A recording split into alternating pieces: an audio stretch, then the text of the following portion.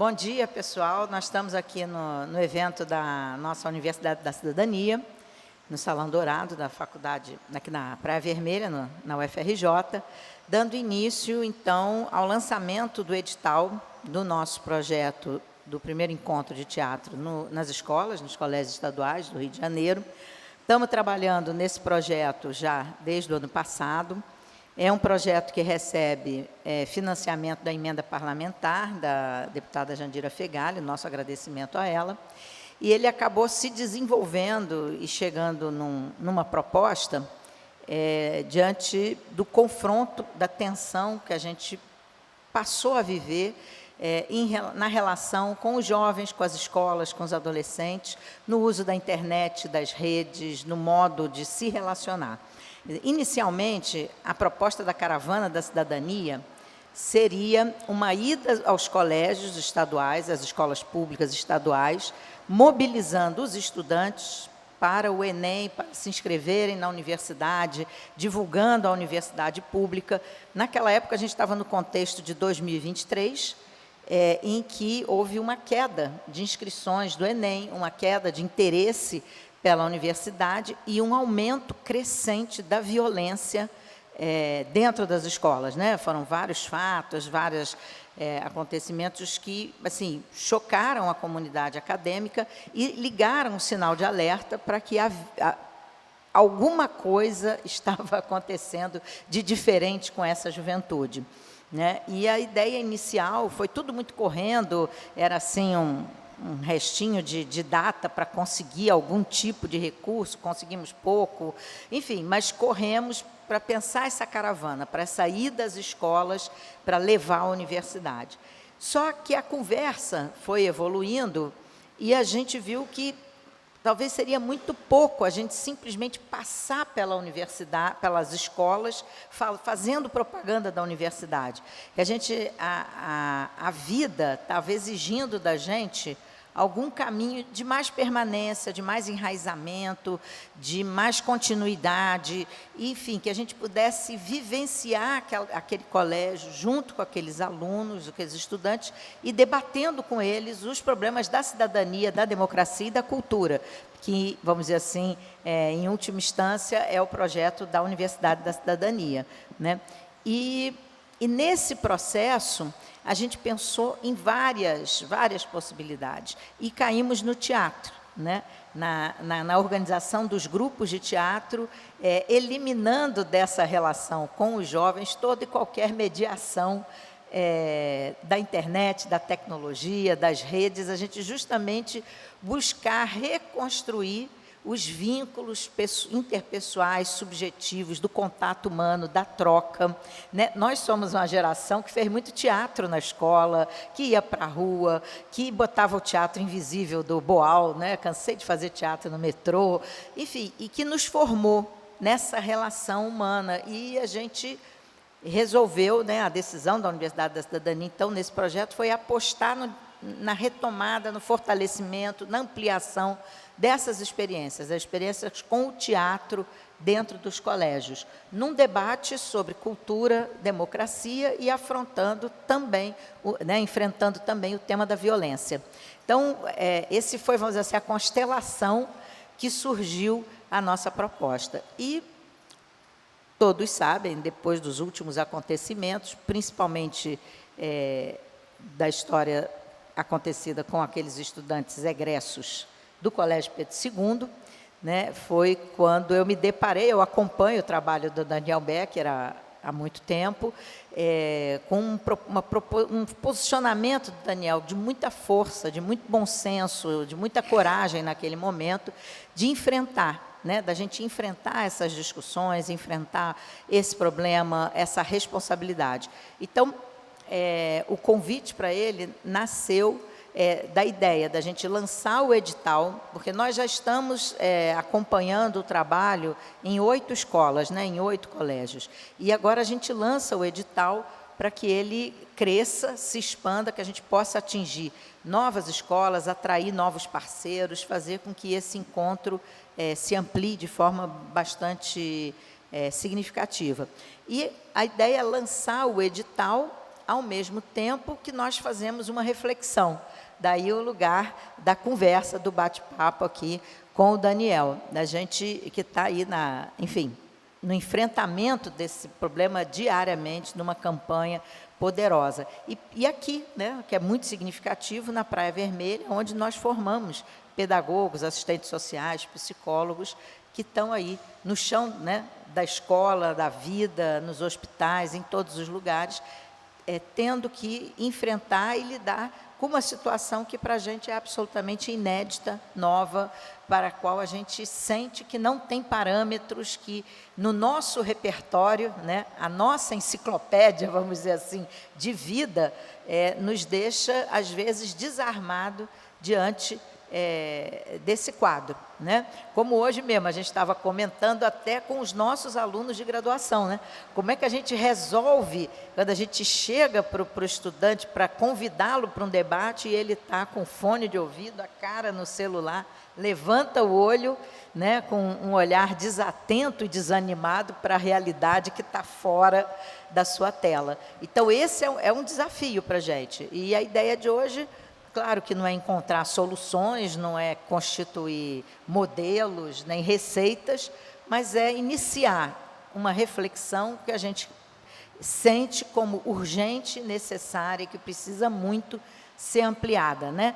E traduzida também de modo a estimular a todos aqueles que estão, né, aqueles, aquelas, todos nós que estamos nas escolas, encontrar caminhos, né, novos caminhos, encontrar possibilidades de diálogo, enfim, e com isso voltar, né, a construir na escola um ambiente de vida, de troca, de relação humana, cada vez mais profunda, mais produtiva, menos violenta, né, menos agressiva. Então, assim, as ideias que nos cercaram para pensar o evento foram essas. Aí eu deixo a palavra, Daniel, expliquei para ele, né?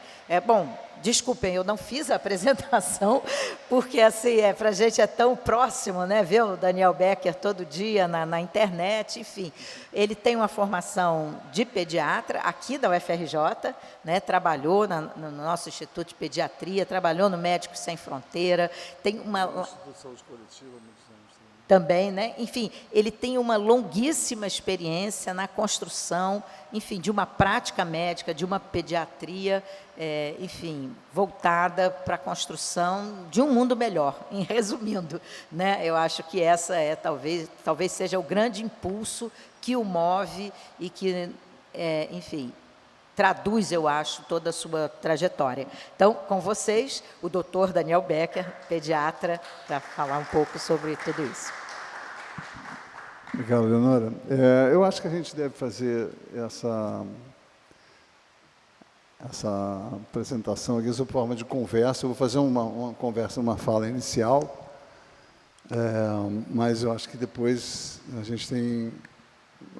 Acho que a ideia é trocar com vocês, você também fazer perguntas, enfim, diante de uma situação, como você falou, que ninguém sabe muito bem o que fazer com ela, e está todo mundo cada vez mais espantado, chocado e desorientado, talvez. Inclusive, em termos pedagógicos, a gente está muito perdido, sem saber o que fazer. A gente conseguiu tirar o celular das escolas, né? Esse é um dos maiores orgulhos da minha carreira, eu participei muito dessa lei. Mas, por exemplo, aqui na universidade, eu estava falando que a universidade está esvaziada, que tem pouca gente no presencial, que tem muita dificuldade dos professores conseguirem a atenção dos alunos, né? Esse fenômeno, você usou uma expressão próxima de sem precedentes, né? Sem precedentes é uma expressão que a gente vai ver cada vez mais acontecer. Porque a gente está vivendo um momento civilizatório na humanidade sem precedentes. Então, se não tem precedentes, o próximo provavelmente também não vai ter precedentes. Vou dar um exemplo aqui.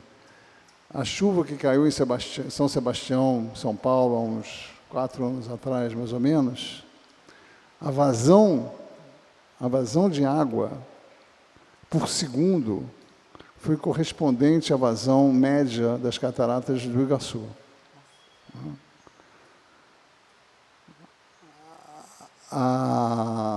o que aconteceu em Porto Alegre é sem precedentes. A seca da Amazônia é sem precedentes. Os incêndios do Pantanal foram sem precedentes.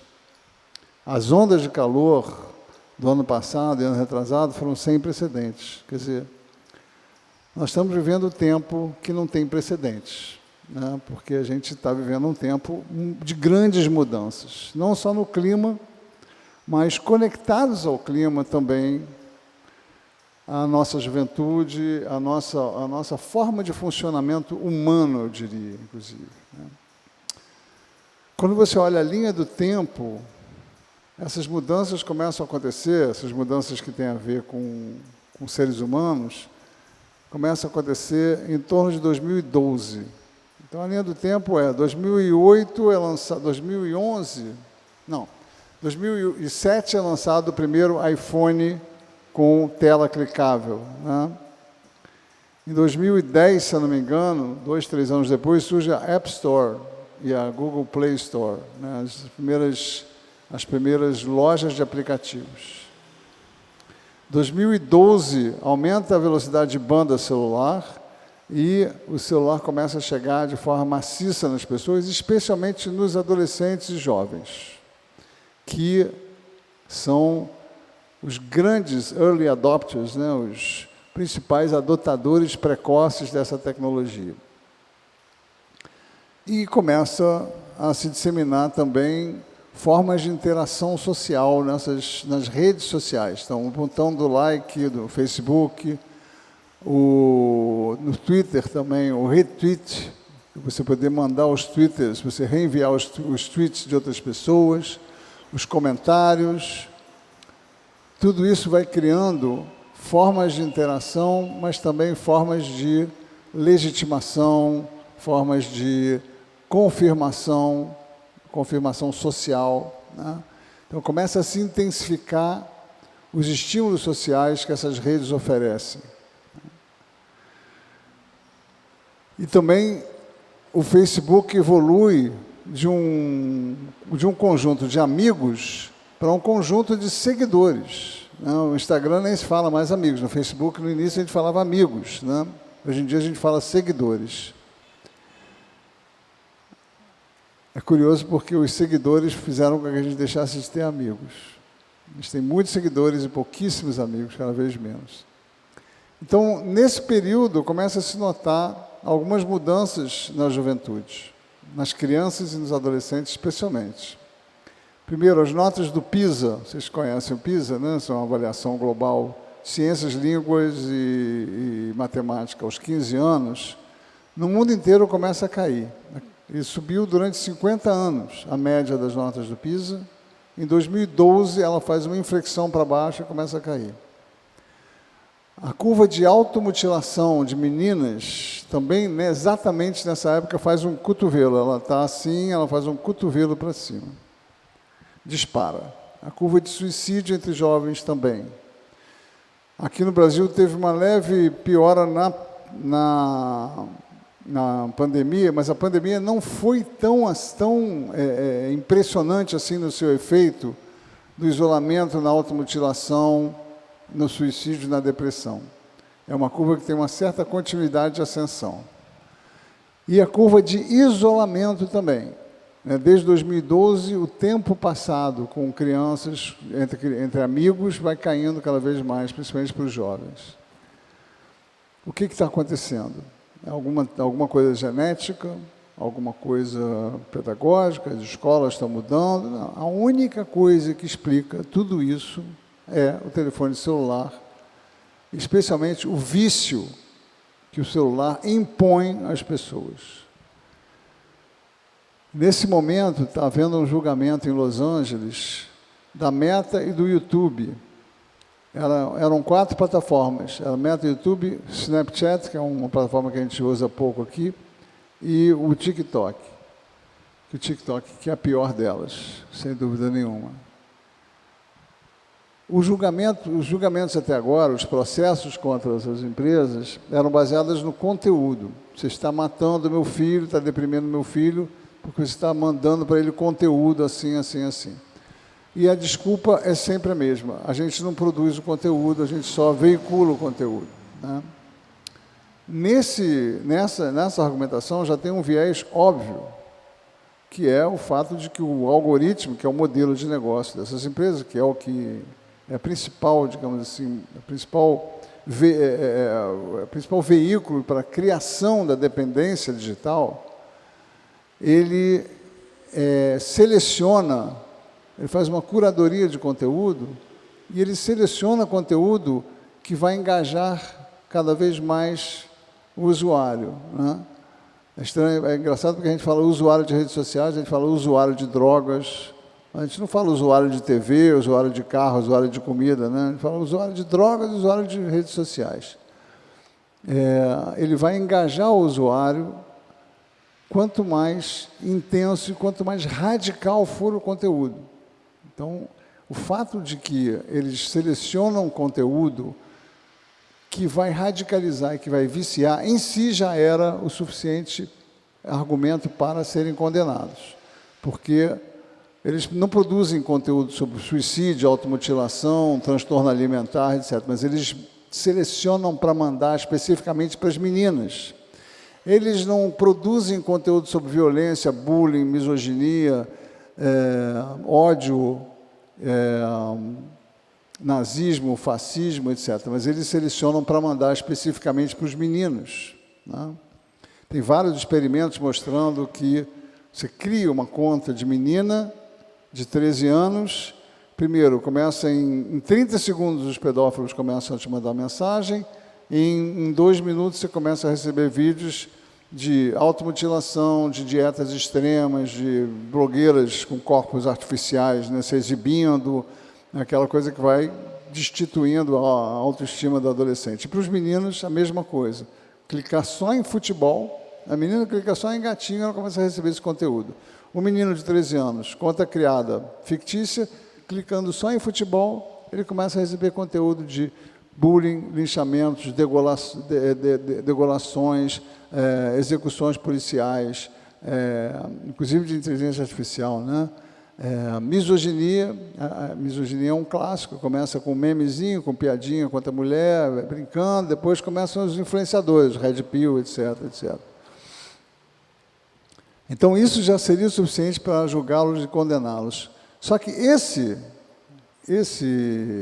julgamento agora, a acusação é de que a Meta e o YouTube viciaram uma menina nas redes sociais, criaram essa dependência e, sobre isso, existem provas inequívocas, vários vazamentos da Meta mostrando que eles sabiam que estavam viciando, sabiam que estavam prejudicando e não mudaram nada, apesar de várias pessoas dentro das equipes dizendo é melhor a gente mudar isso porque isso está causando depressão, está causando automutilação.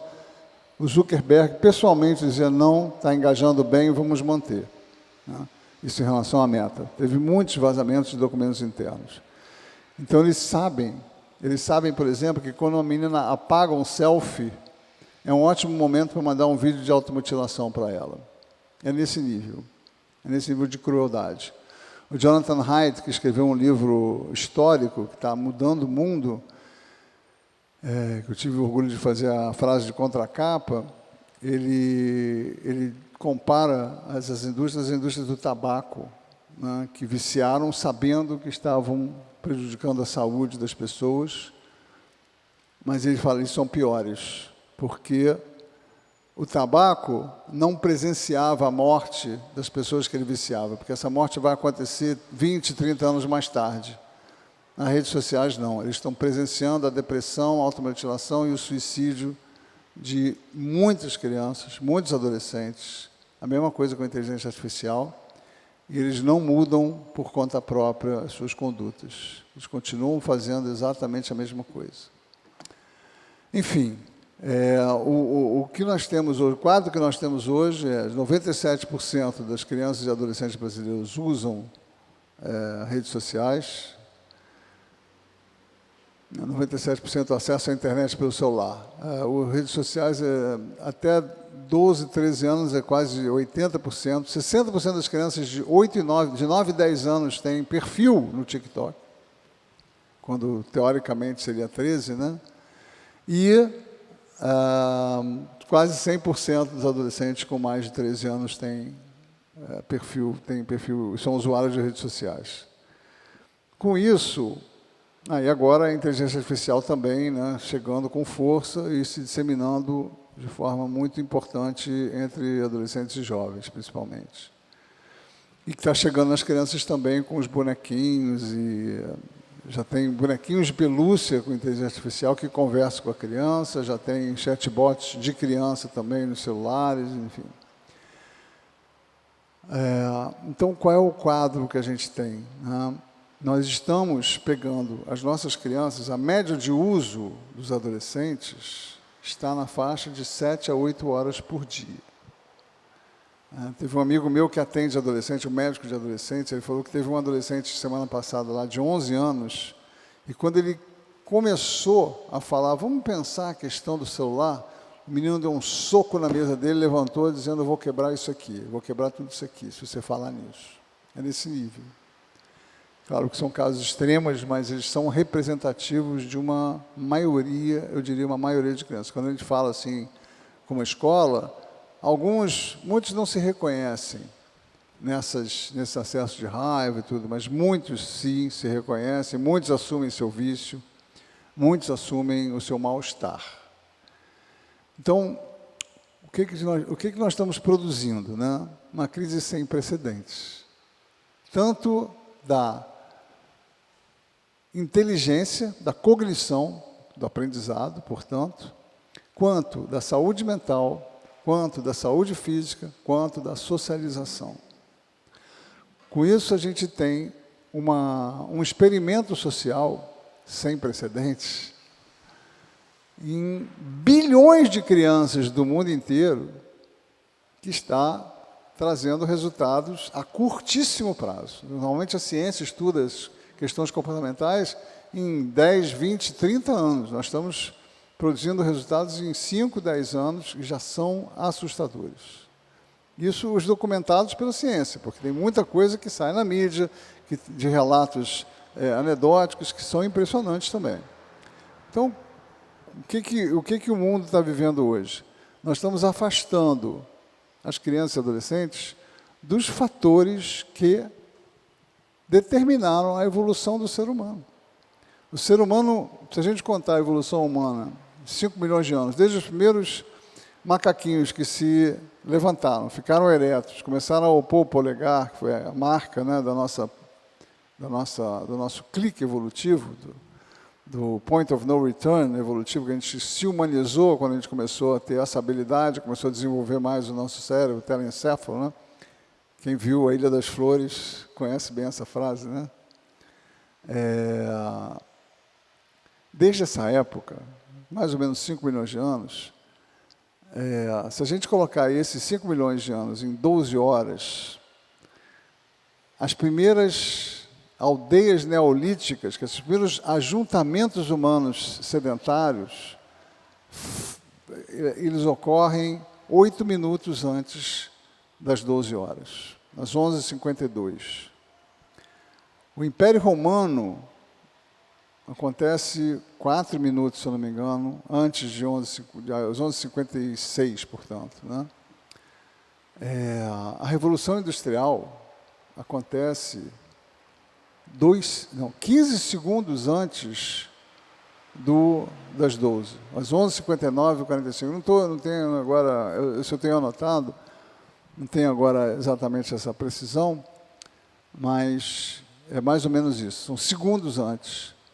E a Revolução, e o surgimento dos computadores, a Revolução Industrial é 2 segundos antes. Então, o nosso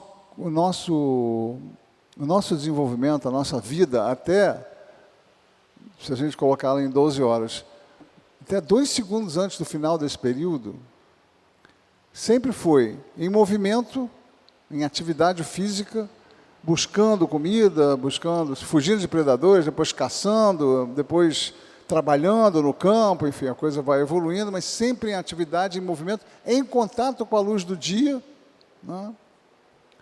E em contato com o escuro e o repouso à noite. Em interação, nós só nos desenvolvemos interação, e é por isso, por causa da interação e do desenvolvimento da linguagem, que nós nos tornamos a espécie predominante no planeta. Sem a linguagem, a gente estaria no mundo dos macacos ainda, no nível dos macacos, em pequenos bandos circulando pelo planeta e sendo devorados.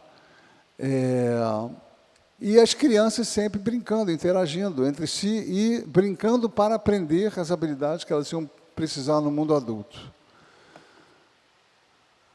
Tudo isso foi alijado do ser humano nos últimos 0,015 décimos de segundo.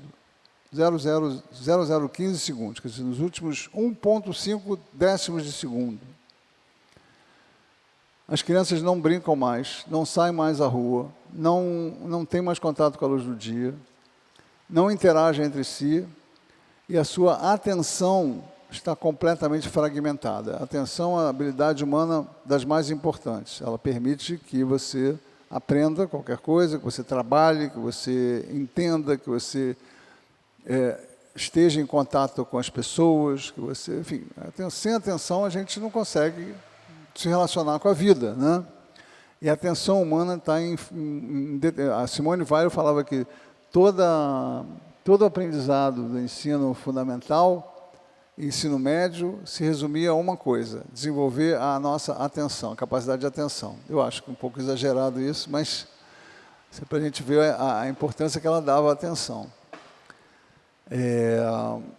E a atenção é uma das características humanas que está mais afetada por esse massacre que as redes sociais estão produzindo. Os vídeos curtos, as notificações que interrompem o tempo todo, né? A incapacidade de se relacionar, o isolamento, isso tudo vai fragmentando a nossa atenção. E elas fazem isso. Então, a gente está afastando as crianças de todos os fatores que determinam um bom desenvolvimento, que determinam o próprio surgimento da espécie humana como ela é hoje, e, por outro lado, a gente está entochando nelas conteúdo extremamente nocivo, tóxico, inadequado, violento, brutal, cheio de recortes ideológicos muito nocivos, né? Fascismo, nazismo, extrema-direita, misoginia, racismo, intolerância de todos os tipos, tudo isso circula muito mais na internet porque engaja mais, eles não têm a menor vergonha de difundir muito mais esse tipo de coisa, e também de teorias conspiratórias de negacionismo, porque quando você fala, o seu médico não quer que você saiba, o governo não quer que você saiba disso, não conte isso para ninguém, mas mande para os seus amigos, porque isso é só você que sabe disso. Isso dá à pessoa uma noção de pertencimento a um grupo privilegiado de pessoas que têm informações muito confidenciais e especiais, né? E geralmente são informações absolutamente estapafúrdias, terra plana, etc., etc., mas que vão na direção sempre de noções que prejudicam a pessoa e o coletivo. Negacionismo vacinal, negacionismo climático, negacionismo científico, e isso tudo é usado para vender suplementos, para vender equipamentos, para vender roupinha, para vender dieta, para vender consultas médicas, sorinho da imunidade, protocolo, bebê, não sei o quê. Tem uma obstetra que vende um soro do super bebê. Acreditem se quiser. A mulher vai lá e injeta um soro com umas vitaminas lá para ela ter um bebê com QI mais alto. E as pessoas compram essa merda. Acredite-se em qualquer coisa. Né? Nunca valeu tanto a frase do Churchill que dizia uma mentira repetida milhões de vezes acaba se tornando verdade, mas também vale a de um outro inglês, que agora esqueci o nome dele também, um filósofo inglês conhecido, como é o nome? George, esqueci agora. Ele dizia que uma mentira repetida milhões de vezes continua sendo uma mentira. Então, a gente está diante dessa situação, né, de crianças viciadas, crianças sendo prejudicadas na sua saúde física, mental. Física porque você tem obesidade, você tem sedentarismo, você tem perda do sono. O sono, junto com o sedentarismo, aponta na direção de doença crônica, né? Muitas vezes se associa também consumo de ultraprocessados com o uso de telas, porque a criança fica deitada no sofá comendo seu salgadinho, que é mais comum entre as pessoas pobres, porque é mais barato, mais conveniente, está sempre acessível, tem em qualquer lojinha, coisa que você não encontra na periferia, é hortifruti, mas o salgadinho vagabundo você encontra, né? Então, você tem danos físicos, o sono, que é fundamental para qualquer absorção de qualquer aprendizado, para a fixação do aprendizado, ele está também, né, sendo deteriorado. Você tem problemas comportamentais. Muito do que se chama hoje de TDAH é falsos diagnósticos. Eu posso afirmar isso, já vi isso acontecer várias vezes no meu consultório. E eu diria, inclusive, que crianças pequenas que ficam nas telas têm sintomas, isso não sou eu que estou dizendo, têm sintomas semelhantes ao autismo, porque elas têm atraso de linguagem grave, elas perdem a capacidade de olhar, então elas têm sintomas autismo-like. Não é autismo, não dá para fazer o diagnóstico de autismo, mas se você reverter isso, você reverte os sintomas.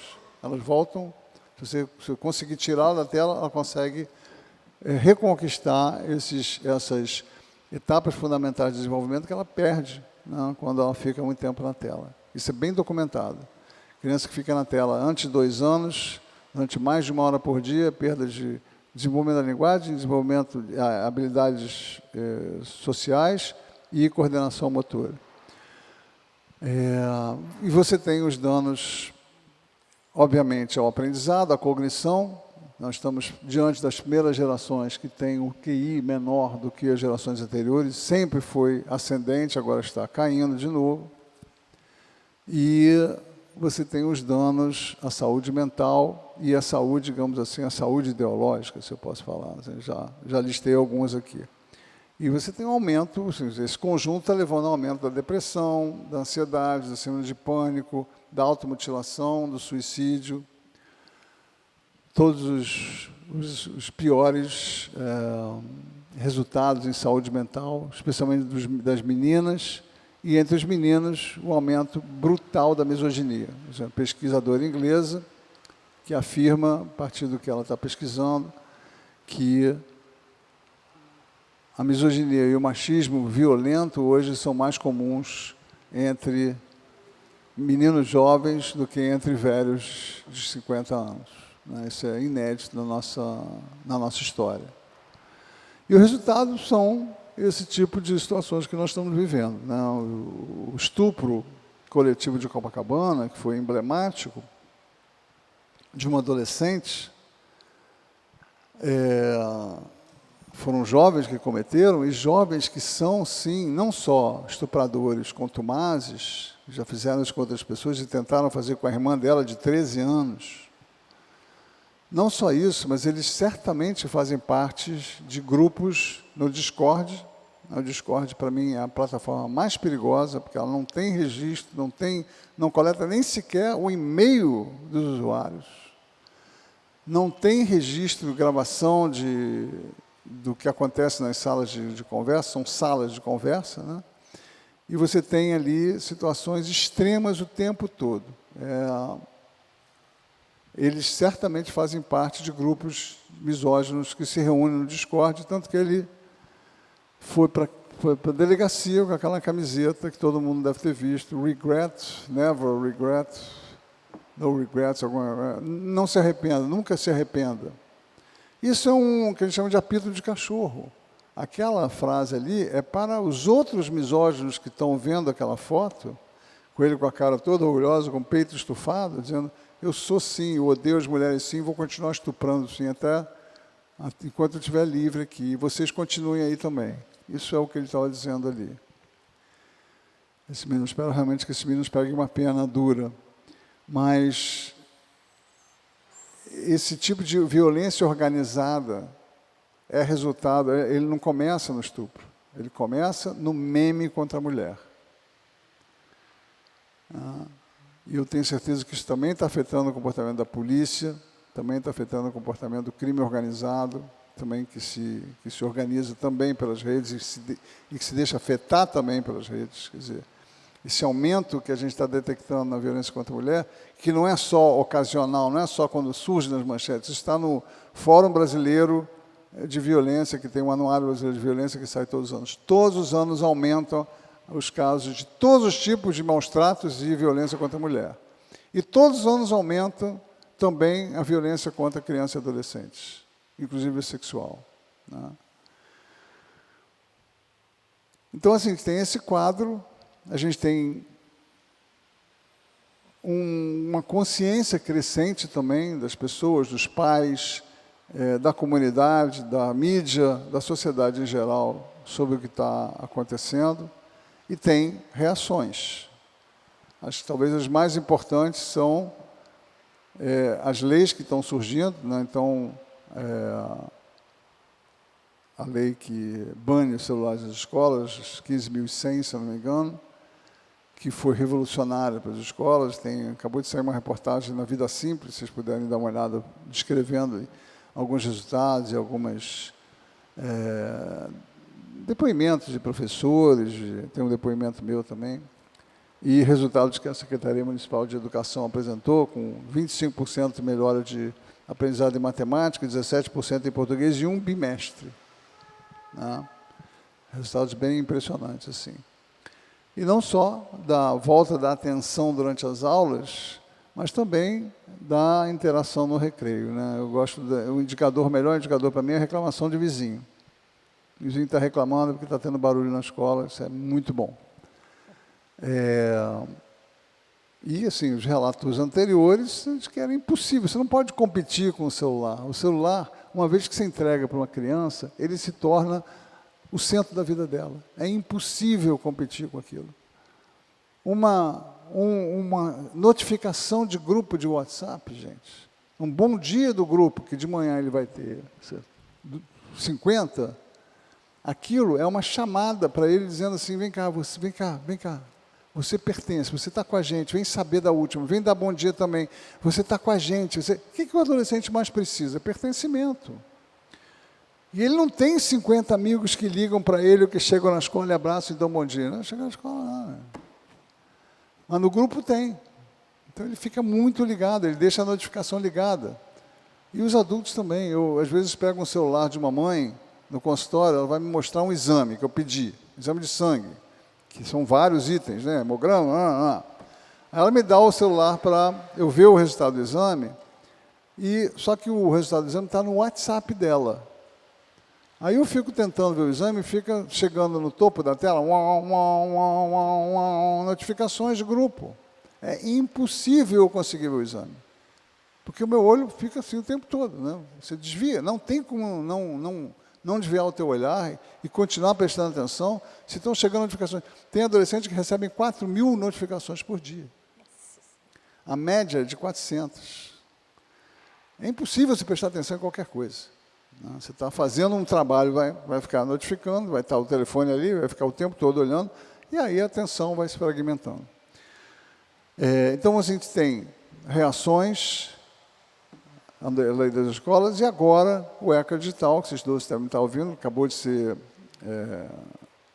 não só lançado, mas agora efetivado, está valendo a partir de ontem, vários aplicativos já estão fazendo mudanças, e realmente são mudanças importantes, né? Então, vai ter proteções específicas para crianças e adolescentes, eles não vão poder mandar conteúdo desse tipo, vão ter que diminuir as práticas que viciam, então, o feed infinito, inclusive, o feed que rola infinitamente, vai ter que ter alguma alteração, não sei exatamente o que eles vão fazer. A gente não sabe ainda que está muito no começo.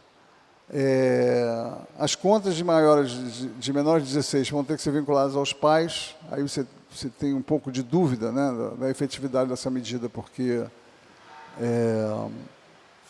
a gente sabe que os pais estão nos celulares também, então não supervisionam muito.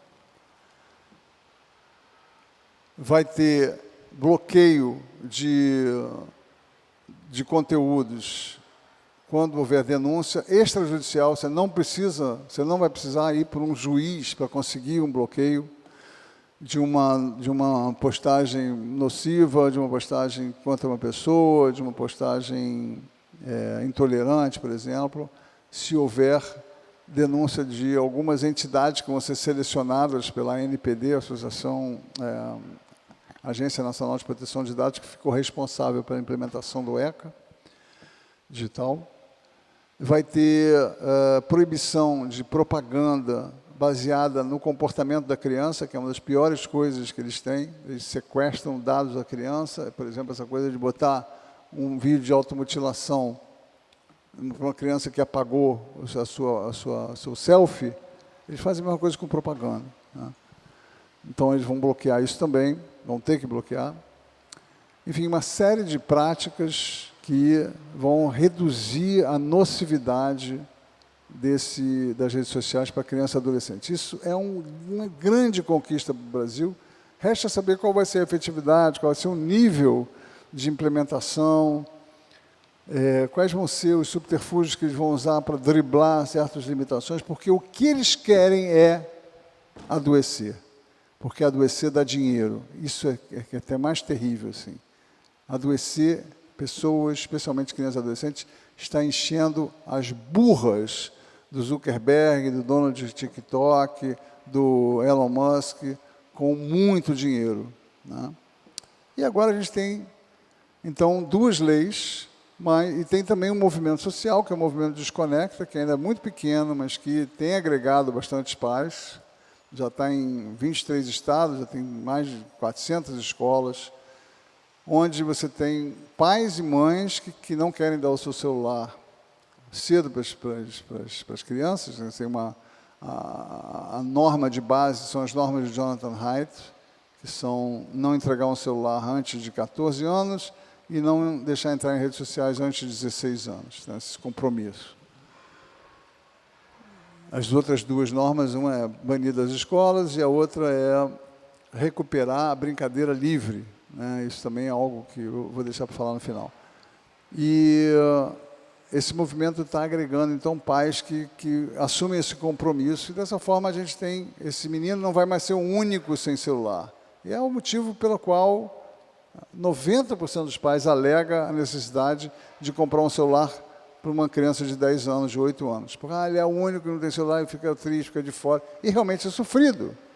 Um adolescente ser o único, ele vai virar meme, vai virar motivo de galhofa, vai ficar de fora da programação, de fora da piada, é muito sofrido. Mas se ele tiver outros 5 amigos que não tiverem, talvez consiga reverter um pouquinho essa roda, dar um pouco mais de bem-estar, de fortalecimento para todos eles, e vão brincar mais, vão interagir mais na real, vão estudar mais, vão conseguir notas melhores e tudo mais, né? Então, esse é um movimento importante que representa uma reação da comunidade.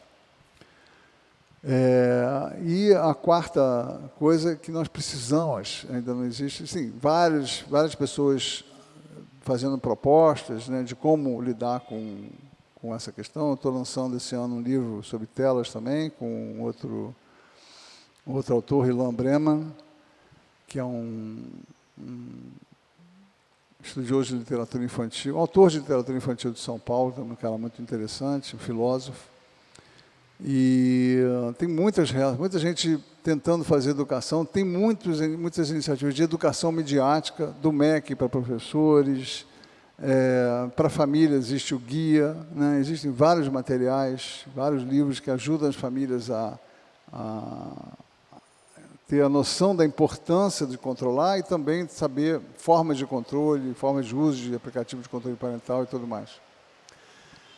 E nós precisamos de mais uma coisa, além da educação midiática, que é a possibilidade de levar as crianças para fora das telas. Para negar a tela, a gente precisa de algo bom.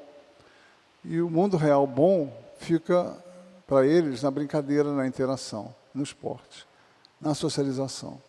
Então, a gente precisa, por um lado, que as famílias tenham essas iniciativas, né, construção de comunidades familiares, onde os meninos possam se visitar, ir na casa um do outro, brincar, de videogame que seja, mas presencialmente, se cutucando, se empurrando, brincando, rindo, brigando pessoalmente, isso é maravilhoso, que possam ir para clubes, para praças, para parques, para praia, mas para isso a gente precisa de política pública, né? Porque na periferia não tem clube popular, não tem praça e não tem brinquedo, não tem nada, né? Então a gente precisa de justiça ambiental e justiça recreativa. E essa é uma iniciativa que não custa caro, que qualquer prefeitura pode fazer, eu estou fazendo campanha para isso também, e que vai trazer qualidade de vida para todo mundo. Se a gente coloca árvores nas ruas, se a gente planta bem e mantém as árvores, tem política de manutenção, eu estou agora advogando por uma autoridade nacional de arborização urbana, que a arborização urbana tem que ser bem feita, tem que ser com a árvore certa. Aqui a gente planta árvore anão, que não dá sombra, não adianta nada, só fica bonitinho, não serve para nada. As árvores grandes, e a prefeitura daqui corta milhares de árvores, e aí eles, a gente vai plantar 10 árvores no parque lá de Guadalupe. Legal, vai ter árvore em Guadalupe, daqui a 20 anos elas vão estar altas, se forem árvores adequadas. E ali onde cortou, já era, né? Então a gente precisa de políticas públicas de arborização, de ruas, de praças, de manutenção, de bons brinquedos, de ativação desses espaços recreativos com atividades recreativas, esportivas, culturais, comerciais, de feirinhas, de artesanato, de enfim, todo tipo de coisa, para que esses espaços se tornem atrativos, para que as crianças brinquem, os adultos se exercitem, se encontrem, discutam, né, que haja interação, isso é bom para a cidade de forma geral, e especialmente que vão também trazer qualidade de vida, porque vão reduzir a crise climática, vão trazer mais sombra, vão reduzir a temperatura. Uma rua arborizada, ela pode ser 8 a 10 graus mais fresca do que uma rua não arborizada. Não. Uma rua arborizada, ela absorve muito mais água numa enchente do que uma rua não arborizada, do que uma rua totalmente impermeabilizada pelo asfalto. Então, tem algumas políticas nascendo nesse sentido, mas precisa aumentar muito isso, porque isso vai tanto melhorar o uso, reduzir o uso de telas, melhorar a qualidade de vida, trazer biodiversidade, vai valorizar as propriedades, vai aumentar a arrecadação da prefeitura, vai trazer turismo, ativa a economia, enfim, só traz benefícios. Tem, inclusive, estudos nos Estados Unidos, em Filadélfia e na China, mostrando que a arborização de um bairro, você substituir terrenos baldios abandonados por praças, coisa simples, um banquinho, 2 árvores, assim, você tem redução de maus-tratos infantis e de criminalidade. Até 40% de redução de criminalidade. Olha só que coisa incrível, né? Porque as pessoas gostam de viver em espaços bacanas, bonitos, gostosos, né? Então é isso, gente, assim, de forma geral, um panorama que não foi breve, que o assunto é complexo, mas acho que deu para pintar um quadro assim, e a gente parte para o debate agora.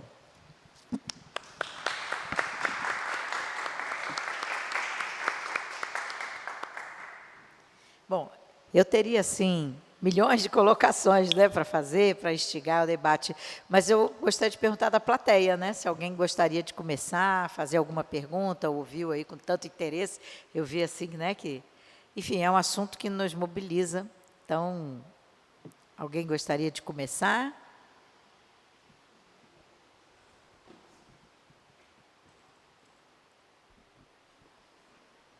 Oi, Daniel, obrigada por ter vindo, né, em primeiro lugar.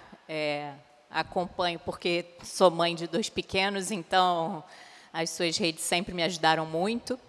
E agora com esse novo tema, né? Se antes eu procurava você para saber como aliviar uma cólica, agora eu te procuro para saber, 20 anos de sala de aula, trabalho com o ensino médio especificamente desde que me formei, e isso faz 20 anos esse ano.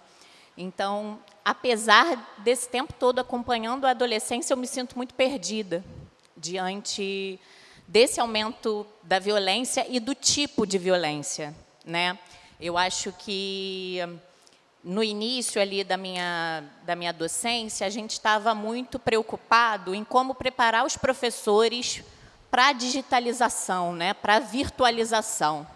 Então, ali, quando eu me formo em 2006, a gente continuava ali meio que ansioso para não ficar para trás nas tecnologias, para as nossas aulas não se tornarem analógicas demais. E aí a gente chega aí num 2012, 2013, 2015 com todos os problemas que esse excesso de tecnologia começa a ficar cada vez mais claro, né? Depois a gente cai na pandemia, em que o uso da tecnologia acaba sendo, né, a realidade da escola. Os poucos alunos que conseguiram acompanhar algum conteúdo, né? Eu sou professora da rede estadual, então eu falo de um lugar muito específico, que é a rede estadual do Rio de Janeiro, que a gente conhece todas as, né, as dificuldades, principalmente por ter o pior salário do país. Então, de todos esses desafios que a rede trazia, a pandemia ainda trouxe essa questão, né, da gente ter que recorrer ao uso das telas para tentar fazer com que os anos letivos ali, né, final de 2020, 2021 inteiro, início de 2022, não fosse completamente não contabilizado. Ao mesmo tempo, a gente passa a receber, em 2022, alunos que tinham parado a sua escolarização praticamente no 8º ano. Então, ele cai no primeiro ano do ensino médio com dificuldades muito básicas, né? Isso já acontecia pelo sucateamento da rede pública, mas passa a acontecer também em decorrência da pandemia. E aí, de 2022 para cá, a gente está nessa dupla tarefa, né, de recuperar o que ainda não tinha acontecido nos anos finais do ensino fundamental, e esse aumento do vício, acho que é essa palavra mesmo, talvez usuário seja a melhor palavra para as redes sociais mesmo, porque eu vejo os meus alunos angustiados pela falta do celular, né? Eu acho que dentro da minha escola, que infelizmente eu digo infelizmente porque eu gostaria que toda a rede estadual tivesse as condições que a minha escola tem. Hoje em dia, eu trabalho numa escola que tem uma estrutura muito bacana, então lá a gente começou a conseguir substituir as telas por outras oportunidades. É uma escola que tem uma vivência esportiva grande, projetos em parceria com a FRJ de ciências, projetos em parceria com a UERJ também no universo das ciências. Enfim, então a gente até consegue fazer um trabalho diferenciado. Isso, infelizmente, é porque é uma minoria dentro da rede, né? Eu conheço escolas que ficam a 600 metros da minha, que, enfim, mal tem equipe pedagógica. E aí, como é que a gente muda em tão pouco tempo, né? Dentro desses 20 anos, a gente começa correndo atrás da tecnologia, depois a gente percebe que a tecnologia não está dando tão certo assim, e aí os países, né, com maiores rendimentos no PISA percebem isso antes e já tiram o uso da tecnologia de dentro de sala de aula muito antes da gente. E aí a gente, quando está preparando, pensando em tirar também, entra na pandemia, volta a usar, e aí, enfim... E agora a gente lidando com, não só com um atraso na aprendizagem, relacionado à economia da atenção, né? Hoje, para o professor, ter uma atenção durante 20 minutos já é assim, heróico. Para além disso, a gente ainda vê também a dificuldade que é tirar da cabeça desses jovens pensamentos que são tão nocivos, assim, né? A naturalização, a banalização de uns discursos que são muito assustadores para quem foi educado nas nossas gerações, né? Que a gente vinha contra, né, tudo isso e vendo que, respirando um pouco melhor, tendo a sensação de que a gente estava avançando enquanto sociedade, né? E agora a gente volta para uma sensação de estaca zero. Então, ouvir você é um alento, porque a gente vê que tem muita gente boa com as mesmas preocupações, mas... Eu estou feliz, porque eu falei tanta coisa ruim, você dizer que é um alento, não, me tira a culpa um pouco. É um alento porque a gente vê os problemas acontecendo e se sente um pouco sozinho, e saber que tem mais pessoas muito boas, preocupadas com essas mesmas questões, nos dá um pouco mais de pertencimento. Então, eu não sei se é uma pergunta, né, que eu falei para caramba, mas eu queria, talvez, trazer essas nossas angústias para cá, né, no sentido de que agora eu faço parte da Caravana da Cidadania também, e todo o pensamento do que é possível ser feito vem um pouco dessas angústias que a gente, né, conversando, foi tentando achar respostas. E aí eu queria saber, assim, dentro dessa loucura toda, como é que você vê a possibilidade da escola pública, qual o papel da escola pública para, além de tirar os celulares do horário da escola, né, que a grande maioria são apenas 4 horas, para, além disso, como é que você pensa que a escola pode ser o lugar de pertencimento real, né, da vida real desses adolescentes, e não mais esse pertencimento do discórdia, esse pertencimento dos grupos tão problemáticos? Obrigada. Como é seu nome? Marcela. Marcela. Bom, Marcela, você fez bem mais que uma pergunta, você me descreveu uma situação, né, que é super interessante para mim conhecer um pouco mais de perto. De fato, tem um trabalho que acabou de sair, acho que há um mês atrás, que mostra como o EdTech, né, essa adoção muito rápida de tecnologia na educação, especialmente de aparelhos individuais para os alunos, computadores, tablets, etc., destruiu a educação. Foi muito nocivo. Também gráficos impressionantes, todos os países que fizeram a adoção precoce, mostrando queda no aprendizado, assim, muito importante, né? É óbvio, porque o aparelho individual ele vai tirar a atenção.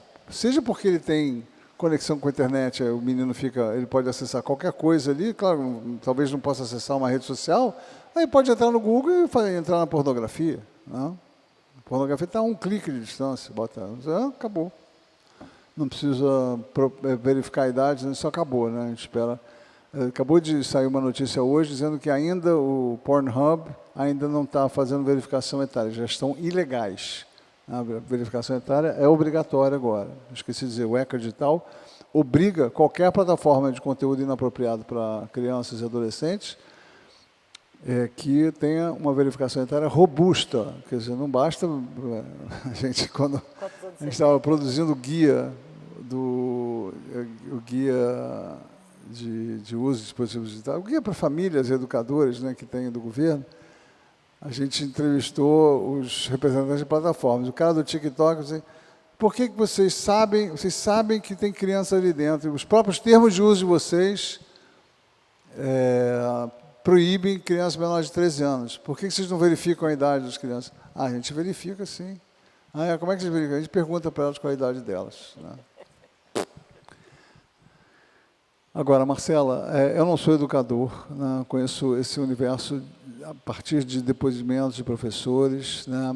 Já fiz muitas palestras de escola, converso com pais, converso muito com professores, né? Sou chamado, ano passado eu fiz, sei lá, umas 30 palestras em escolas públicas e privadas, mas eu acho que, sim, primeiro, assim, está cada vez mais complexo ser educador, né? Porque hoje em dia a escola, além do currículo pesado que tem que cumprir, ainda mais com a reforma de ensino médio, que trouxe um monte de mudanças que as escolas não estão adaptadas ainda, você tem que fazer educação antirracista, tem que fazer educação ambiental, você tem que fazer educação nutricional, você tem que fazer educação para pais, você tem que fazer educação sexual, onde tem que haver questões ligadas à masculinidade tóxica, questões de consentimento, né? Essa coisa de pênis, vagina, útero, ovário, pelo amor de Deus.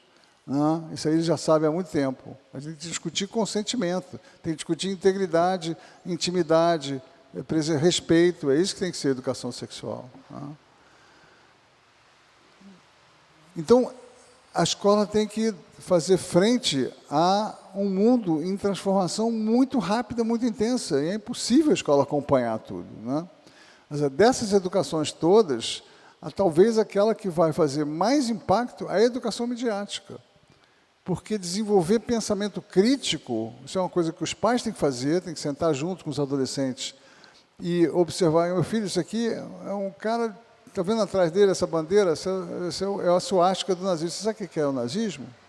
Você está ouvindo um cara que está idolatrando uma ideologia que matou 60 milhões de pessoas. numa guerra, que foi a coisa mais monstruosa que o homem já criou. Maldade pura. Esse cara aqui está dizendo para você que a sua mãe e a sua irmã não prestam, que são contra os homens, que ela tem que ficar pilotando fogão, que não pode trabalhar, que se tatuar é uma puta, que tem que obedecer aos homens, se não obedecer tem que apanhar. É isso que você acredita, é isso que você quer para a tua irmã, para a tua namorada? Para a menina dizer, se você quer ser que nem essa mulher que é cheia, toda plastificada, toda cheia de procedimentos e silicones e injeções, você não precisa disso, você é linda do jeito que você é. Desenvolver pensamento crítico nesses adolescentes é fundamental. A escola tem um papel muito importante nisso. Não só no pensamento crítico, mas no entender os mecanismos de vício, por que eles estão assim, entender a questão da atenção. É claro que aí você tem que ter professores formados para isso. Agora, escola muito mais violenta, muita misoginia nas escolas. Tem uma pesquisa, acabou de sair, 45% dos professores veem, especialmente nos intervalos, abordagens inadequadas, forçação de barra de meninos para meninas, xingamentos, paqueras inadequadas, invasão do corpo da mulher, enfim, uma série de coisas que estão acontecendo na escola hoje que mostram que a violência sexual já começa na escola, né? Isso também é resultado da pornografia. Pornografia, existem vários indícios assim, que há um vício generalizado em pornografia, também é feita para viciar, né? Para consumir todo o conteúdo do Xvideos ou do Pornhub, acho que levaria 150 anos, uma coisa assim. Se fosse ver todos os vídeos, levaria 150 anos. E assim, a maioria massacrante dos vídeos retrata uma mulher sendo subjugada, sendo violentada, estuprada por vários homens, enfim, tem de tudo ali. Mas a marca da pornografia é a submissão, a sujeição e a violência contra a mulher, e a objetificação. Então, assim que os meninos estão tendo a sua introdução à sexualidade, né? Em vez de uma relação de intimidade crescente, que vai descobrindo os seus corpos, enfim, que é baseada numa relação afetiva. É duro, né? É duro. Então, eu acho que, de forma geral, a metodologia que a escola precisa reforçar hoje é a metodologia da participação. Um professor falando 20 minutos já é um milagre mesmo, como você falou, de atenção. Mas se você coloca para uma turma um tema, eles têm que discutir, têm que pesquisar em sala de aula. Não, você traz papéis, matérias de mídia escritas, eles têm que ler aquela matéria, discutir em grupos, e depois fazer, sei lá, um júri simulado. Um júri simulado sobre o menino que estuprou a menina numa festa. Não, então a defesa vai argumentar que eles eram amigos, não sei o quê, a outra vai argumentar que ele infringiu o consentimento dela. Esse tipo de discussão que engaja os alunos, engaja tanto quanto uma rede social, porque eles estão construindo a argumentação, pensando, e tem que confrontar os outros, tem que competir uns com os outros para ver quem tem a melhor argumentação. Esse tipo de metodologia participativa, ele é muito mais efetivo para o aprendizado e para o engajamento na relação com o professor do que uma aula vertical, né? Infelizmente, a gente não pode mais usar, até pode, para fins pedagógicos, você pode usar aparelhos celulares, eventualmente, o professor pode pedir para eles trazerem os celulares para a escola, falar com a direção e dar uma aula sobre redes sociais, sobre algoritmo, engajamento, ajudar eles a mostrar alguns vídeos e pensar criticamente sobre os vídeos com eles, enfim. Tudo isso pode ser feito dentro da lei. E é muito legal que isso seja feito. Mas eu acho que participação é o cerne da mudança, né? Se a gente continuar na educação vertical, né, eu passando conhecimento para os alunos, vai ter cada vez menos absorção, cada vez menos aprendizado. Cada vez menos não, mas a gente não vai passar muito desse nível, especialmente no ensino médio, né? Quando eles já estão completamente viciados no celular, quando eles já são mais independentes, quando eles já pensam autonomamente, eles precisam de pertencimento, de engajamento. Então, a estratégia participativa, para mim, é a forma, eu sei que vocês usam já, mas teria que ser mais intensa, teria que ser a base da metodologia de ensino médio. Isso é, de novo, uma opinião de um pediatra que dá palpite em educação. Mas eu não vejo outra forma da gente engajar estudantes hoje, especialmente diante de tanta complexidade. Faz sentido para você, como professora?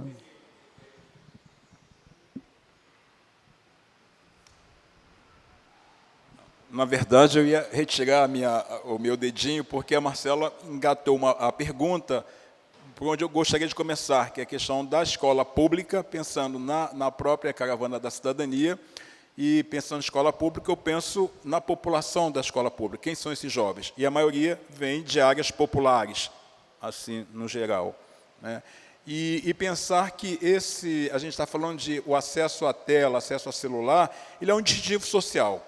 Então, também, esses meninos e meninas que vêm das favelas, por exemplo, eles são instados a possuir também, né? E eles são desafiados, né? E são, de alguma forma, sofrem perseguição, sofrem bullying por não ter acesso a esse equipamento. Eu lembro quando as escolas começaram a colocar a discussão sobre colocar computadores nas escolas, e na favela a gente começou a correr atrás de as ONGs que atuavam em favelas, a dar acesso a espaços para que os jovens também tivessem esse dispositivo no seu território, no seu lugar de moradia. Mas isso continua sendo hoje um elemento de poder, um elemento também de distintivo social mesmo, né? Eu lembro quando saiu o Game Boy, aquele joguinho para criança, né? Eu lembro quando meu filho chegou na comunidade com uma coisinha daquela, virou o rei da parada, né? Porque ele tinha um Game Boy que todo mundo na escola tinha referência ao Game Boy, levava para a escola. Aquilo era um elemento que dava um poder a ele muito grande. Quer dizer, tinha um outro lado bacana, que era um pouco, dentro da favela, reunir amigos, conversar, estabelecer campeonatos, tudo isso. Mas é muito difícil, porque eu estava falando, que pergunta que eu faço? Porque é muito difícil, porque você lida com um tema, né, que a atualidade chama o tempo inteiro para ver qual é a série que está passando na televisão, no streaming, aí para que você vai discutir na escola. Como é que isso dialoga com a tua vida, com o teu cotidiano? Então, assim, eu penso que... posso estar falando muita besteira, mas a escola, e aí a formação de professores também, a gente precisa correr muito, né? Porque tem um envezamento nessa questão, que o professor também vem cavalgando um certo preconceito em relação a essa própria população. Ele não só precisa ser educado, um pouco nos desafios que o equipamento social está exigindo, mas também de olhar para a própria realidade. Porque, como a Marcela colocou aqui, não é a realidade de todas as escolas. Você ter uma escola integrada que olha para o seu aluno, sabe de onde ele veio, quais são os limites dele, isso é muito pouco, infelizmente, ainda na nossa realidade. Mas é um desafio que se conecta exatamente com essa possibilidade de pensar uma educação atual, né, em que exige que essa conversa, esse diálogo entre o professor, o aluno e o seu contexto social, né, seja acionado também. Eu ia perguntar o que se pensa sobre isso, um pouco, que é um desafio que nós temos como sociedade brasileira e Rio de Janeiro, principalmente, nessa conexão entre escola, favela, né, juventude que vem da favela, que carrega o estigma, né, já de ser um desviado. Então, como é que a gente vai trabalhar isso nesse momento em que a tela vira o centro das atenções, né, e um desafio para todos nós.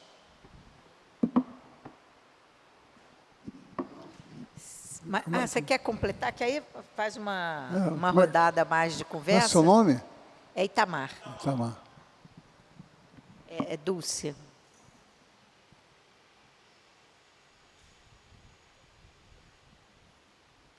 não é nem complementar, porque eu acho que eu vou fugir um pouco do... Mas talvez seja melhor para juntar, né? Primeiro, parabéns, achei excelente, me instigou bastante. Eu sou mãe, avó, então também muita preocupação com, né, com neto, com juventude. Mas tem um ponto que eu fico preocupada, Daniel, que é o seguinte: será que o problema é o instrumento? Será que o problema é o suporte? Ou a gente está falando de uma disputa de poder? Talvez eu esteja dizendo uma coisa... Por quê? Eu sou historiadora, também dou aula, enfim, né? Eu lembro assim, na minha geração, quando eu não tinha televisão na minha infância, era pequena. A televisão surge quando eu estou ali, criança, e eu lembro que meu pai, que era intelectual, preocupado com... Não posso comprar televisão, porque televisão é uma praga. Nossa, a revolta lá em casa era enorme, né? Porque condições financeiras ele tinha, mas por questões ideológicas ele não comprou televisão. A gente fugia para a casa do vizinho porque achava a televisão o máximo, né? Então, durante muitos anos, eu não tive televisão, não vi os... Ficava até meio marginalizada também, né? Porque todo mundo via aquelas coisas e eu via poucos programas de televisão. Tem que ler, tem que... Mas, enfim. Então, eu fico um pouco preocupada com isso. Se a gente não está navegando assim contra uma modernidade que está aí, né? Porque também a internet trouxe avanços enormes. Inclusive, democratizou para vários setores que não tinham acesso, um acesso, né, a muita coisa. Então, sei lá, eu fico um pouco preocupada com isso. Aí eu ia te falar o seguinte, por exemplo, escola cívico-militar. É uma praga, pode não ter nenhum uso de internet. Aquilo ali vai fazer um mal terrível para as crianças. Eu estudei um pouco esse Brasil Paralelo, não sei se vocês sabem que é um site que é barra pesada, independente de ser digital ou não ser digital. Inclusive, a praga é tão grande que eu peguei um táxi essa semana, o cara é usuário daquilo, ele paga, ele é sócio, e acha aquilo genial, e me falou sobre Israel. Nossa, uma coisa horrorosa, o comentário dele sobre Gaza e Israel, a partir da coisa do Brasil Paralelo. Então, quer dizer, não sei nem se é uma pergunta, mas essa é uma angústia também, se a gente não está discutindo um pouco o poder, quer dizer, tem que regulamentar isso tudo, mas é porque essas porcarias todas estão na mão de pessoas completamente, né, enfim, misóginas, racistas, direitistas, nazistas. Fui num debate também, até contei para vocês, na universidade, que eu sou da Universidade da Cidadania, no Pedro II, lá da Tijuca, eu fiquei chocada, lá da Quinta da Boa Vista.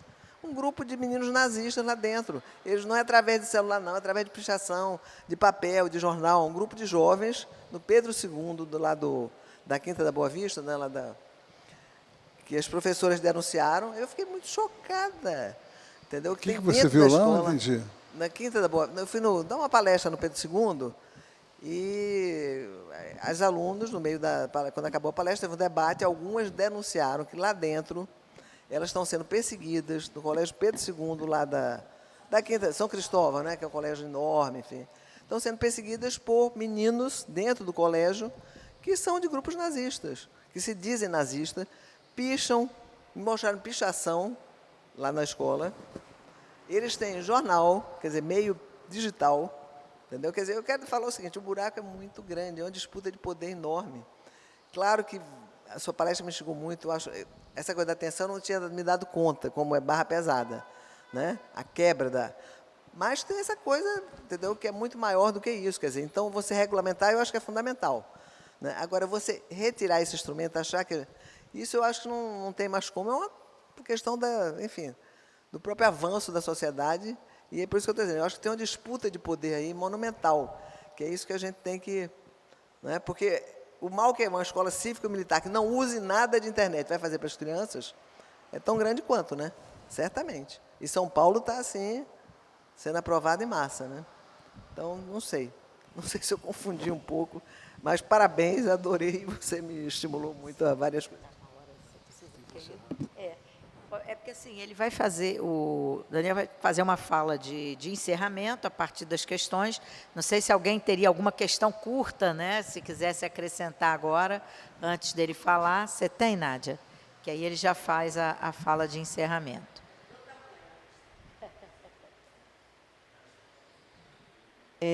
Eu sou Nádia, eu sou nutricionista de formação e me formei nessa casa. E passei pelos bandejões, entrei pelos bandejões e depois fiquei 10 anos na creche universitária, hoje que é Escola de Educação Infantil. E aí me aproximei muito... Ah, sim, sim, talvez tenhamos nos encontrado. E aí, aí me aproximei da educação, né? Fiz o meu mestrado em educação. E na sua fala, enquanto eu só me situei só para dizer de onde eu falo, né? Contextualizar. Durante a sua fala, eu fui me remetendo a várias situações, principalmente para eu não dar uma deprimida, né? Porque meu coração foi disparando, apesar de que a gente ouve e tal, mas ouvi-lo aqui me trouxe de o pé no chão, assim, foi me dando uma aflição muito grande, fiquei emocionada mesmo. E aí me lembrou, aí fui me lembrando, fui buscando gente para me ajudar a não deprimir. Então, assim, o Demase apareceu no meu coração, assim, com o ócio criativo, com a arte como recurso, né, para que isso possa ter espaço, né? Fui me lembrando da creche, o trabalho que a gente fez na creche durante 10 anos com arte, com a educação física também, e como que isso fazia com que as crianças interagissem. A hora do brinquedo era muito interessante, porque aquela criança que trazia o brinquedo que mais explodia, que saía fogo, queria o carrinho sem roda do coleguinha. Então, assim, essa interatividade, esse tempo de interagir que você trouxe, eu fui pensando que é possível. É lógico que eu não tinha as dificuldades que hoje os educadores têm, né? E, por fim, trago também, eu acho que é mais um depoimento do que uma pergunta, né? Mas eu acho que ele pode falar de tudo que eu estou sentindo, se é uma possibilidade. Kiyamoto, né, que eu li muito no mestrado, que ela falava do brinquedo e do brincar. Como é importante para essa fase de crescimento da criança, principalmente educação infantil, sabe, Leonora? Essa coisa da caravana, de ele brincar por brincar, e não brincar com o botão que tem que apertar, que é o vermelho, que de repente, aquele botão, ela nem vai dar conta. Ela vai dar conta de uma outra brincadeira, botar aquilo de cabeça para baixo e pensar livremente com o colega o que aquilo, com o amiguinho, o que aquilo pode ser, essa interação. Então, eu acho que você me tocou bastante, eu queria só deixar esse meu depoimento. Obrigada. Obrigado, Nádia.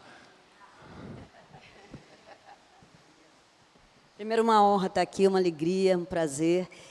Eu quero trazer só, meu nome é Vera, eu quero trazer só uma informação. Eu dou aula na Martins Pena, que é uma escola de teatro. Então, a gente já trabalha com toda essa questão, né, da interação, da relação, de trazer os alunos para essa sensibilização para poder se transformar num agente na sociedade. E, cada vez mais, os alunos estão chegando mais usuários, né? Então, já peguei um dia, um semestre que toda a turma tomava remédio, toda a turma. E aí a minha pergunta é o seguinte: como é que a gente pode unir essas forças todas, essas linguagens todas, essas instituições todas, porque já que é uma epidemia, né, estamos falando de uma epidemia, que articulação poderá ser feita nacionalmente para a gente poder tentar enfrentar isso, porque sozinhos estamos vendo que o monstro é muito grande. Então, acho que a gente precisava, na verdade, fazer alianças nesse nível de ação e atuação de política pública num nível muito maior. E eu acho que a Universidade da Cidadania, essa caravana da cidadania, da qual eu faço parte, com muito orgulho, é uma semente, mas a gente precisa ter mais força, porque a doença está grande mesmo, como você falou. E eu fiquei literalmente passada, deprimida. Vamos lá, então. Foram 4 perguntas simples, né, sem nenhuma complexidade, que eu vou responder muito rapidamente. Eu gosto muito de uma frase que diz: para cada problema complexo da humanidade existe uma resposta simples que está invariavelmente errada. Eu quero talvez conectar 2 depoimentos da Nádia com o da Marcela anteriormente. Eu, antes desse ativismo de resgatar a infância, literalmente, resgatar a infância do sequestro digital, a infância e a adolescência, o meu principal ativismo era, e continua sendo, do brincar e da natureza para a criança. Foi assim que eu comecei a ficar mais conhecido. E o brincar é a linguagem essencial da infância, e a natureza é o território essencial da infância. Eles estão cada vez mais abandonados. O brincar foi sendo restringido tanto em espaço quanto em tempo, né? Então, a criança chegava 60, 70 anos atrás, eu sou desse tempo, chegava em casa, trocava de roupa e ia para a rua. Jogar bolinha de gude, fofocar, pular amarelinha, e voltava para casa na hora de jantar. E esse era o brincar independente, o brincar não supervisionado, livre, que é o que mais desenvolve habilidades e que mais traz bem-estar para a criança, onde ela se arrisca, onde ela descobre, enfim. E ao ar livre, né, que também tem muitos benefícios, e em movimento o tempo todo, enfim. E aí, pensando na tua realidade, assim, além da participação, outras coisas que trazem, aí também fazendo a tua fala, a questão do teatro, as artes também podem engajar, fazer refletir, relaxar, melhorar o aprendizado. Então, o teatro, as artes visuais, a música, na escola, para o ensino médio, você tem que adolescente também pode brincar. Só que as brincadeiras são diferentes, não vai ser brincar de pique, talvez. Até pode também. Vai ser brincar de esporte, vai ser brincar de teatro, mas é brincadeira também. São formas de aprendizado e geração de bem-estar psíquico muito profundas, né? E eu posso dizer a mesma coisa em relação à realidade da periferia e da favela, né?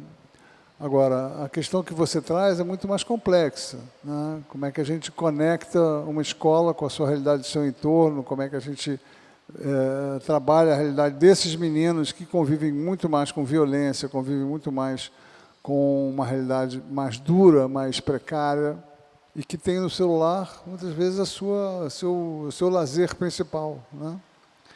Então, sem política pública para atuação nesses territórios, uma atuação forte de criação de espaços e de oportunidades recreativas, você não consegue avançar, né? Isso principalmente para a infância e para a adolescência também, a adolescência inicial, especialmente os primeiros anos, seria importantíssimo, né? Eu tentei construir, eu trabalhei 25 anos em favelas, através de uma organização chamada CEDAP, Centro de Promoção da Saúde. Então, conheço um pouquinho dessa realidade. E a gente tentou, inclusive, construir agentes recreativos, né? Jovens que participavam de programas sociais, fazerem recreação com meninos mais novos, meninos e meninas mais novos. Eu acho que seria uma política muito interessante, mas precisa de política pública para isso, né? Só que a gente está bem longe disso ainda. E a escola tem um papel também de ser uma oportunidade de oferecer momentos recreativos, e não apenas momentos conteudistas, que são cansativos, que são desengajadores. Então, através de participação, através de brincadeiras, arte e de reflexão sobre essa realidade, a gente pode, talvez, conseguir chegar um pouquinho mais nesses meninos e meninas. Porque quem está chegando atualmente são as redes sociais. Quem está chegando atualmente é o nazismo, que a Nádia, como é o seu nome? Dulce, que a Dulce trouxe. De fato, a extrema-direita ocupou a internet de uma forma muito mais inteligente, muito mais financiada e muito mais massacrante do que a esquerda.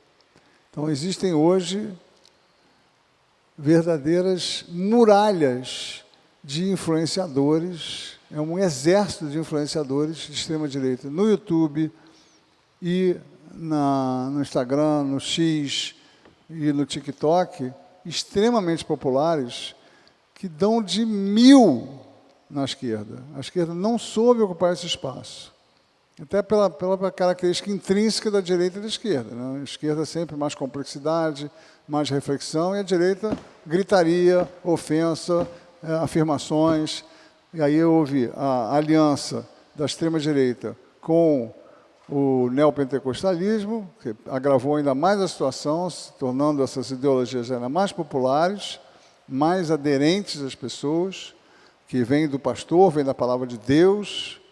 E o resultado foi que tivemos aí de 2018 a 2022. 2018 a 2022. Esse foi o resultado que a gente teve. 700 mil pessoas mortas e o horror de destruição generalizada de políticas públicas. E agora, Estamos diante de pesquisas onde continua meio a meio, dividida a população brasileira, né? Metade que não consegue ver o que aconteceu há 4 anos atrás. Então, é uma situação muito difícil, até porque os donos das redes sociais se aliaram ao trumpismo, que é o acúmen, né? O ápice da extrema-direita, é o fascismo personalizado. Então, a gente está diante da ascensão do fascismo. E o fascismo chega através das massas populares. É isso que nós estamos vendo. E começa na juventude. Então, não me espanta que no Pedro II haja grupos neonazistas. Não me espanta. Os grupos neonazistas se multiplicaram 400% durante o governo Bolsonaro. Santa Catarina virou Santa Catarrais, né? É espantoso. Organizações como o MBL são quase declaradamente nazistas. E se não são nazistas, são fascistas, né?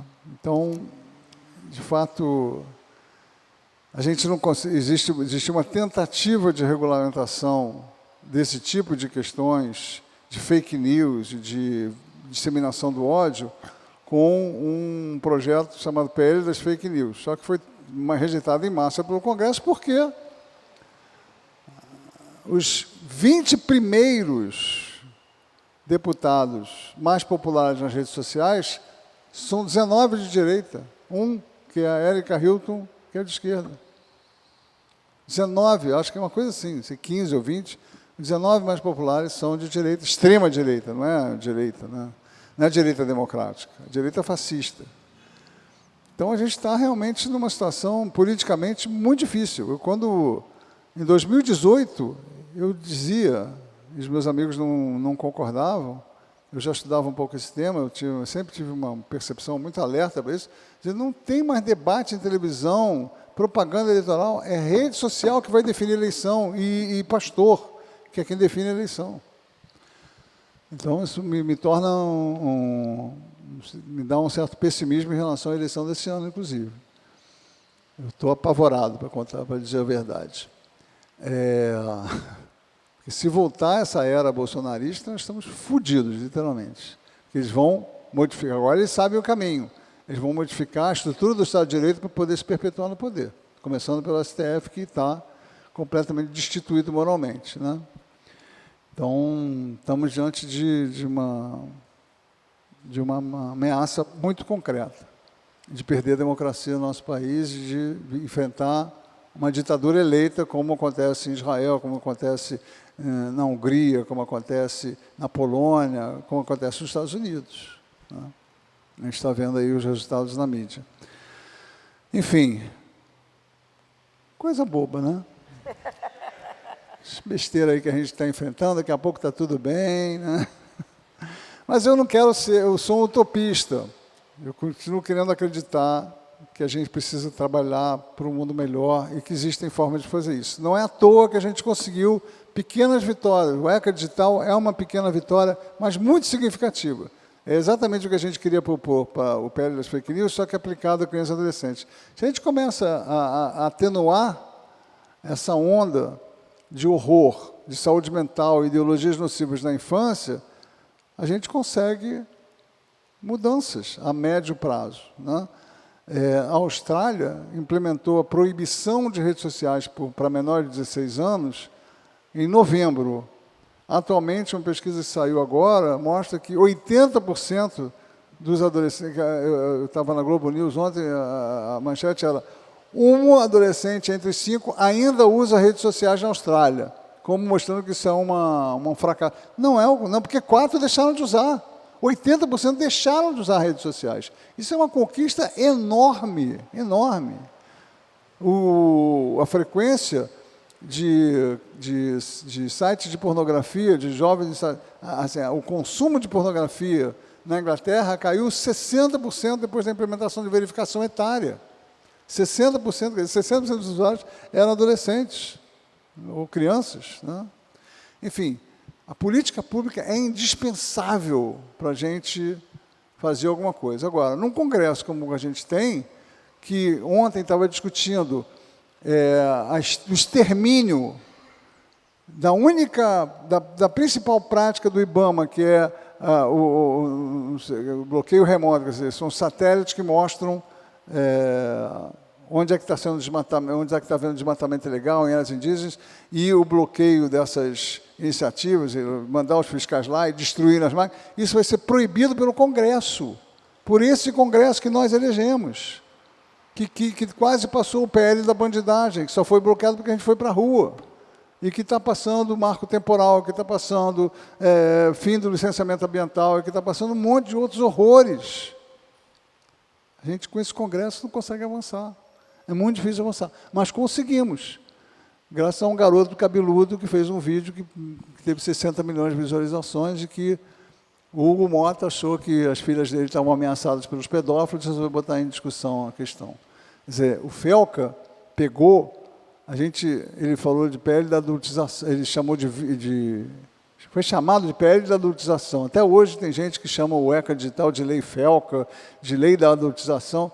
A adultização que o Felca trouxe, ele trouxe um pequeno aspecto do prejuízo das redes, que era a exposição a predadores, o uso comercial de criança, da sexualidade de criança e adolescente. Ele trouxe um aspecto, mas que chocou a sociedade toda, apresentada de uma maneira que chocou a sociedade e induziu uma reação.